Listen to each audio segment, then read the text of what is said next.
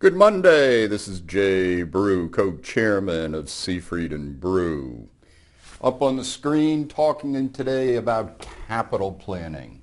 And this is something that we've had a number of community banks doing with Seafried and Brew, doing both strategic planning, capital planning, and doing capital planning in order to do risk management.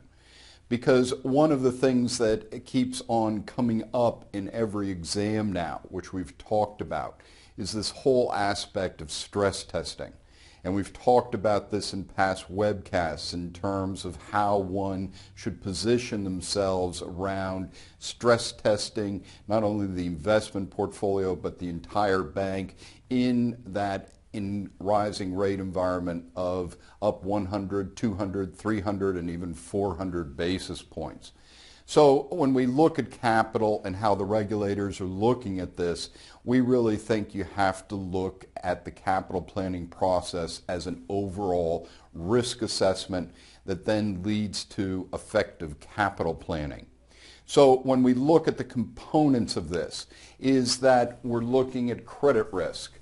And a big part of what we do here at Seafried and Brew in terms of the credit risk is not only to look at the bank's historical credit risk as it applies in terms of the Great Recession, the financial crisis, other recessions, is that we also do credit shocking on your particular portfolio mix.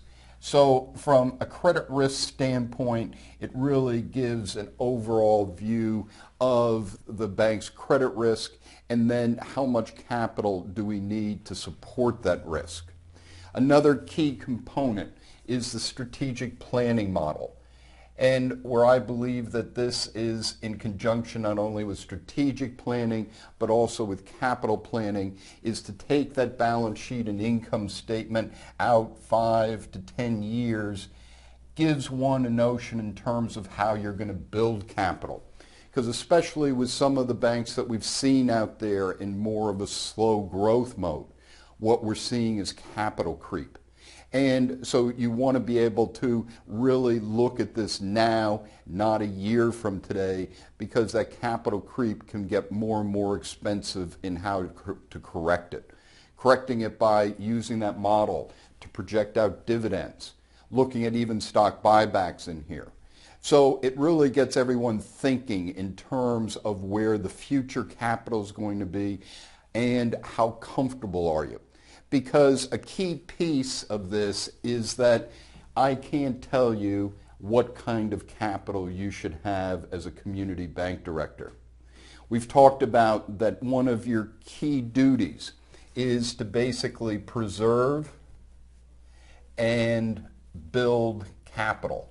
So when we look at it over time based upon the current, that then we can sit there and determine what kind of actions should we take. And that's why this capital planning process and the document that comes out of it is important, of course, for the regulators, but more important for the directors and the management team to affect how you're going to move into the future. And do you have enough capital? Looking at it also from a Basel III standpoint and the effects that Basel III may or may not have on you. So when we look at this, it's so important because it allows us, instead of to be intuitive, is that it allows us to make the right kind of decisions. This is Jay Brew, co-chairman of Seafried and Brew. Have a great week.